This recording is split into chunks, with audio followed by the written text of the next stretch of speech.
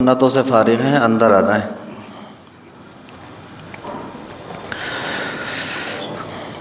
نحمدہ ونصلی علی رسولہ الکریم، اما بعد فاعوذ باللہ من الشیطان الرجیم، بسم اللہ الرحمن الرحیم۔ ومن احسن قولا ممن دعا الی اللہ وعمل صالحا وقال اننی من المسلمین۔ وقال النبی صلی اللہ علیہ وسلم من احدث فی امرنا ھذا ما لیس منہ فہو رد، او کما قال رسول اللہ صلی اللہ علیہ وسلم۔ میرے محترم بزرگوں، بھائیوں اور دوستوں، یہ شعبان المعظم کا مہینہ شروع ہو چکا اور آج شعبان المعظم کی 8 تاریخ ہے، اور انشاءاللہ ثم انشاءاللہ چند ہی دنوں کے بعد وہ مقدس رات آنے والی ہے جس کا نام ہے شب برات۔ چونکہ اس رات کی فضیلت کے بارے میں بعض حضرات کا خیال یہ ہے کہ اس رات کی فضیلت بے اصل ہے، بے بنیاد ہے۔ اس رات کے اندر جاگنا، اس رات کے اندر عبادت کرنا، اس رات کے اندر عبادت کرنے کو خصوصی طور پر باعث اجر و ثواب سمجھنا، یہ بے بنیاد ہے۔ بلکہ ہمارے بعض بھائیوں نے تو اس رات کے اندر عبادت کو بدعت سے بھی تعبیر کیا ہے۔ چونکہ اس رات کے بارے میں لوگوں کے ذہنوں میں مختلف قسم کے سوالات پیدا ہوتے رہے ہیں، اس لیے آج میں مناسب سمجھتا ہوں کہ اسی رات کی حقیقت سے متعلق اپنے اکابر سے سیکھی گئیں کچھ باتیں آپ کی خدمت میں رکھوں۔ بس آپ اللہ رب العزت سے دعا فرما دیں کہ صحیح صحیح باتیں میری زبان سے کہلوا دے اور ہم سبھی کے لیے ان باتوں کو کارآمد اور نفع بخش بنا دے۔ دیکھیں، اس سلسلے میں سب سے پہلے میری آپ سے ایک مختصر سی گزارش ہے، وہ یہ کہ ایک بات ہمیشہ یاد رکھیں کہ جس چیز کا ثبوت قرآن مقدس کے اندر نہ ہو، احادیث نبویہ صلی اللہ علیہ وسلم میں نہ ہو، صحابہ کرام رضوان اللہ علیہم اجمعین کے آثار میں نہ ہو، تابعین تبع تابعین کے حالات میں نہ ہو، بزرگان دین کے عمل میں نہ ہو، اس چیز کو دین کا حصہ سمجھنا بدعت ہے۔ ایک اور بات ہمیشہ یاد رکھیں کہ اپنی جانب سے کوئی ایک طریقہ گڑھ کر اس پر چلنے کا نام دین نہیں، بلکہ دین نام ہے اتباع کا۔ کس کی اتباع؟ نبی کریم سرور دو عالم صلی اللہ علیہ وسلم کی اتباع، آپ کے پیارے اصحاب کی اتباع، تابعین تبع تابعین کی اتباع، بزرگان دین کی اتباع۔ اب اگر حقیقتاً یہ بات درست ہو کہ اس رات کی کوئی فضیلت ثابت نہیں، تو یقیناً اس رات کو خصوصی اہمیت دینا بدعت ہوگا۔ لیکن میرے عزیز بھائیوں، شب برات کے بارے میں یہ کہنا بالکل غلط ہے کہ اس رات کی کوئی بھی فضیلت حدیث سے ثابت نہیں۔ حقیقت یہ ہے کہ 10 صحابہ کرام رضوان اللہ علیہم اجمعین سے احادیث مبارکہ مروی ہیں، جن میں سرکار دو عالم صلی اللہ علیہ وسلم نے اس رات کی فضیلت کو بیان فرمایا ہے۔ ان میں سے بعض احادیث سند کے اعتبار سے بے شک کچھ کمزور ہیں، اور انہی احادیث کی کمزوری کی وجہ سے بعض حضرات نے یہ فرما دیا کہ اس رات کی فضیلت بے اصل ہے۔ لیکن یاد رکھیں، حضرات محدثین اور فقہائے کرام کا فیصلہ یہ ہے کہ اگر ایک حدیث سند کے اعتبار سے کچھ کمزور ہو، لیکن اس کی تائید دوسری بہت سی احادیث سے ہو جائے، تو پھر اس کی وہ کمزوری دور ہو جایا کرتی ہے۔ اور جیسا کہ ابھی میں نے آپ کے سامنے عرض کیا کہ 1 2 نہیں، 10 صحابہ کرام رضوان اللہ علیہم اجمعین سے احادیث مبارکہ موجود ہیں، جن میں سرکار دو عالم صلی اللہ علیہ وسلم نے اس رات کی فضیلت کو بیان فرمایا۔ وہ 10 صحابہ کرام دیکھیں کتنے اعلیٰ درجے کے ہیں۔ حضرت ابو بکر صدیق رضی اللہ تعالی عنہ، حضرت علی کرم اللہ وجہہ، اسی طرح سیدہ عائشہ صدیقہ رضی اللہ تعالی عنہ، حضرت معاذ ابن جبل رضی اللہ تعالی عنہ، حضرت ابو ہریرہ رضی اللہ تعالی عنہ، حضرت عوف ابن مالک رضی اللہ تعالی عنہ، حضرت ابو موسیٰ اشعری رضی اللہ تعالی عنہ، حضرت عبداللہ ابن عمرو بن العاص رضی اللہ تعالی عنہما، حضرت ابو ثعلبہ خشنی رضی اللہ تعالی عنہ، اور حضرت عثمان ابن ابی العاص رضی اللہ تعالی عنہ۔ یہ ہے وہ 10 صحابہ کرام رضوان اللہ علیہم اجمعین جن سے اس رات کی فضیلت کے بارے میں احادیث مبارکہ موجود ہیں، اور کن کتابوں کے اندر ہے یہ بھی میں آپ کو بتا دوں۔ دیکھیں، تفسیر کی بڑی معتبر کتاب ہے جامع البیان فی تفسیر القرآن، یہ علامہ ابن جریر طبری علیہ الرحمہ کی تفسیر ہے۔ اسی طرح علامہ قرطبی کی تفسیر ہے الجامع لاحکام القرآن۔ اسی طرح دیکھیں علامہ اسماعیل ابن کثیر دمشقی علیہ الرحمہ کی تفسیر ہے، جو تفسیر ابن کثیر کے نام سے مشہور ہے۔ اسی طرح دیکھیں علامہ سید محمود آلوسی علیہ الرحمہ، ان کی تفسیر ہے روح المعانی۔ ان تمام کتابوں کے اندر اس رات کی فضیلت کے بارے میں احادیث مبارکہ موجود۔ اسی طرح دیکھیں حدیث کی معتبر کتابیں ہیں ترمذی شریف، ابن ماجہ شریف، مشکات شریف۔ اسی طرح میرے پیارے بھائیوں الترغیب والترہیب۔ اسی طرح دیکھیں مصنف ابن ابی شیبہ، مصنف عبد الرزاق، مسند احمد، کنز العمال اور بیہقی کی شعب الایمان۔ ان تمام کتابوں کے اندر اس رات کی فضیلت کے بارے میں احادیث مبارکہ موجود ہیں۔ اب دیکھیں، جس رات کی فضیلت کے بارے میں 10 صحابہ کرام رضوان اللہ علیہم اجمعین سے احادیث مبارکہ مروی ہوں، اور احادیث اور تفسیر کی اس قدر کتابوں کے اندر موجود ہوں، اس رات کی فضیلت کو بے اصل کہنا، اس رات کی فضیلت کو بے بنیاد کہنا، یہ میرے پیارے بھائیوں کہاں کا انصاف۔ اسی طرح آپ جو ہیں اس امت مسلمہ کے خیر القرون کو دیکھیں، یعنی صحابہ کرام رضوان اللہ علیہم اجمعین کا دور، تابعین، تبع تابعین علیہم الرحمہ کا دور۔ اس دور کے اندر بھی اس رات کی فضیلت سے فائدہ اٹھانے کا اہتمام کیا جاتا رہا ہے۔ لوگ اس رات کے اندر عبادت کا خصوصی اہتمام کرتے رہے ہیں۔ چنانچہ علامہ ابن تیمیہ علیہ الرحمہ کے مشہور شاگرد ہیں حافظ ابن رجب حنبلی علیہ الرحمہ، ان کی کتاب ہے لطائف المعارف۔ اس کتاب کے اندر لکھتے ہیں کہ جلیل القدر تابعی حضرت عطا ابن یسار علیہ الرحمہ فرماتے ہیں، آپ فرماتے ہیں ما من لیلۃ بعد لیلۃ القدر افضل من لیلۃ نصف شعبان، کہ شب قدر کے بعد کوئی بھی رات شعبان کی 15ویں رات یعنی شب برات سے زیادہ افضل ہے۔ اس لیے میں نے کہا کہ اس رات کی فضیلت کو بے بنیاد کہنا یہ درست نہیں۔ دیکھیں، صحیح بات یہی ہے کہ یہ رات فضیلت والی ہے۔ اس رات کے اندر جاگنا، اس رات کے اندر عبادت کرنا، یہ خصوصی طور پر اہمیت کا حامل ہے۔ ہاں البتہ میرے پیارے بھائیوں، اتنی بات درست ہے، اور یہ آپ میرا جملہ دھیان اور توجہ کے ساتھ سنیں۔ دیکھیں، اتنی بات درست ہے کہ اس رات کے اندر عبادت کا کوئی بھی خاص طریقہ مقرر نہیں۔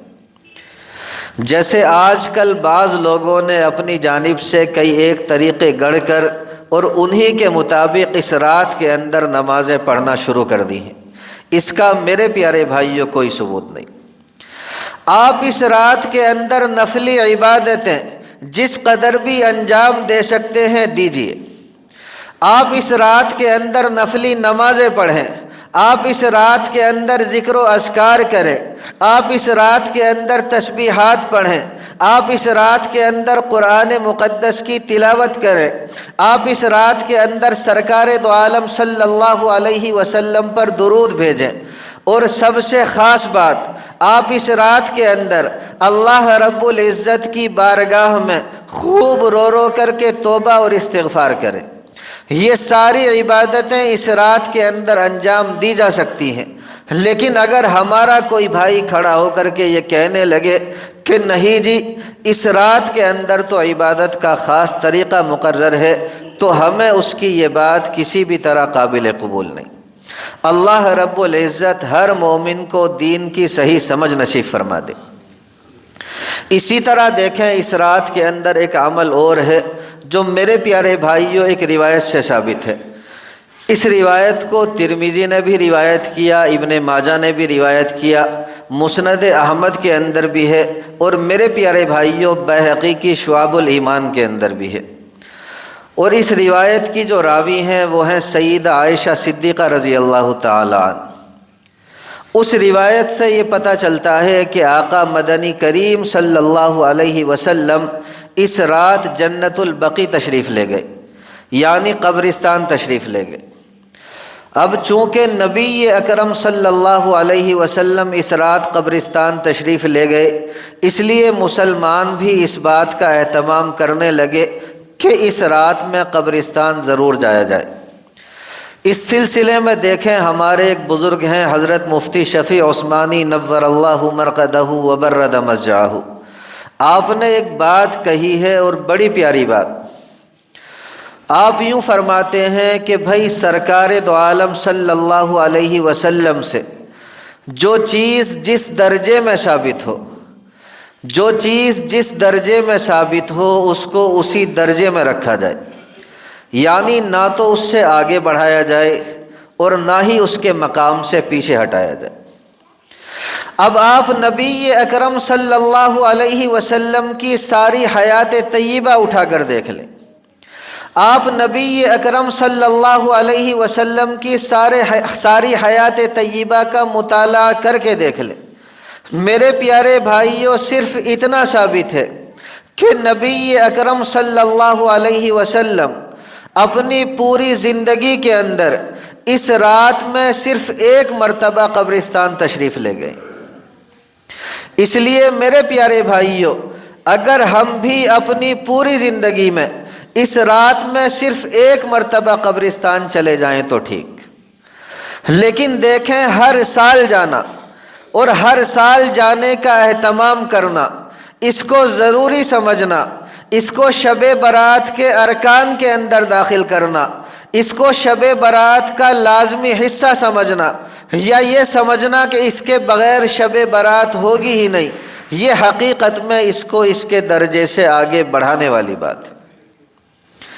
اس لیے کہتا ہوں کہ میرا کوئی بھی بھائی اگر کبھی اس رات میں اس نقطۂ نظر سے قبرستان چلا گیا کہ بھائی اللہ کے پیارے حبیب نبی اکرم صلی اللہ علیہ وسلم گئے تھے، میں بھی جا رہا ہوں، انشاءاللہ ثم انشاءاللہ اس کا یہ عمل باعث اجر و ثواب ہوگا۔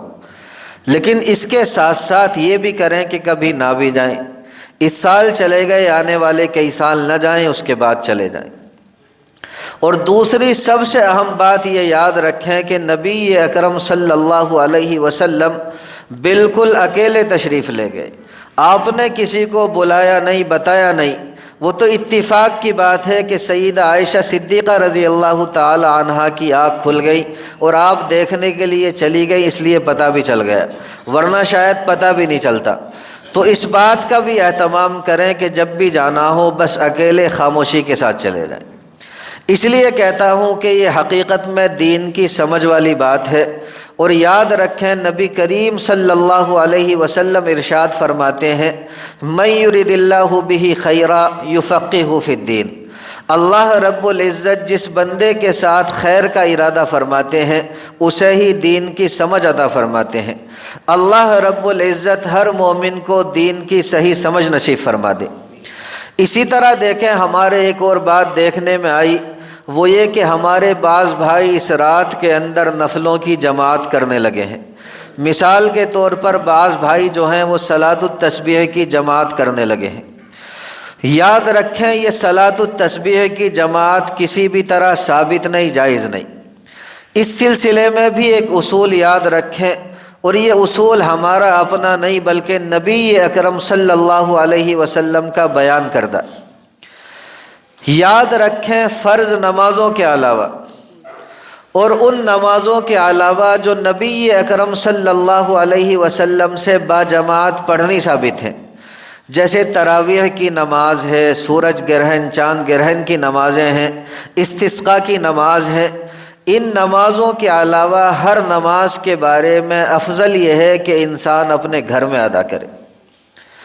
صرف فرض نماز کی یہ خصوصیت ہے کہ اس کے اندر افضل ہی نہیں بلکہ سنت مؤکدہ قریب بواجب ہے کہ انسان مسجد میں جا کر جماعت سے ادا کرے۔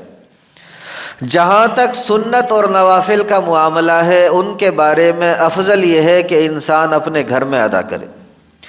اور دیکھیں نفلوں کے بارے میں تو تمام فقہائے کرام کا اتفاق ہے کہ نفلی عبادت صرف اور صرف اپنے گھر میں افضل ہے، کیونکہ نفلی عبادت کا مقصد یہ ہوتا ہے کہ بس میں ہوں اور میرا اللہ ہو، تیسرا ہمارے درمیان میں کوئی بالکل بھی نہ آئے۔